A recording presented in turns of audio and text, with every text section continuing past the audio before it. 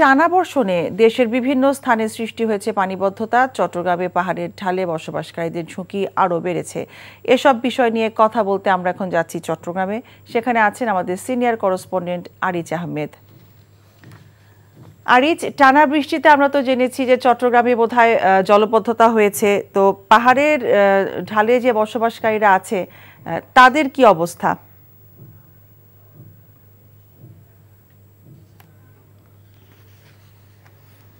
এনজিওর কিস্তি প্রথমবার বিকাশ পেমেন্ট করলেই 20 টাকা ইনস্ট্যান্ট ক্যাশব্যাক।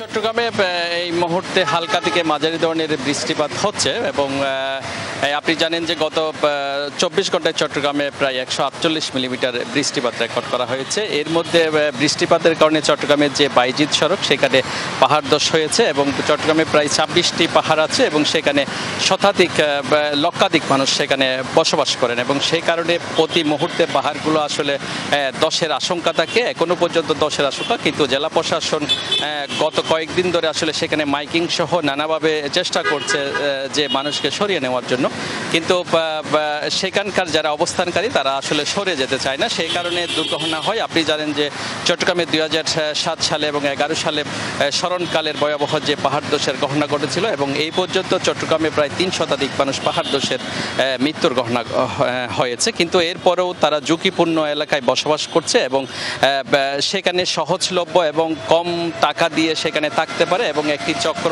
এইসব পাহাড়গুলো দখল করে সাধারণ মানুষকে আসলে সেখানে বসবাসের যোগ্য করে তুলেছে। সেই কারণে আসলে মানুষগুলো সরতে চায় না পাহাড় থেকে।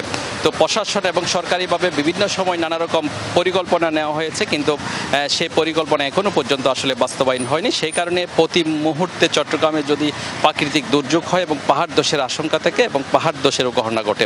মিতা, আপনি জানেন যে চট্টগ্রামে পাহাড় ধসের পাশাপাশি জলবদ্ধতা একটা প্রকট সমস্যা হিসেবে দেখা দিয়েছে এবং এই কারণে 2017 সাল থেকে চট্টগ্রামে সর্ববৃহৎ জলবদ্ধতা নিরসনের জন্য কাজ হচ্ছে এবং এখনো পর্যন্ত সেই কাজ চলমান আছে।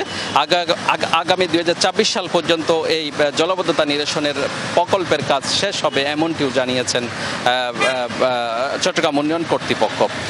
মিথা, এই ছিল চট্টগ্রাম থেকে সর্বশেষ। এনজিওর কিস্তি প্রথমবার বিকাশ পেমেন্ট করলেই 20 টাকা ইনস্ট্যান্ট ক্যাশব্যাক।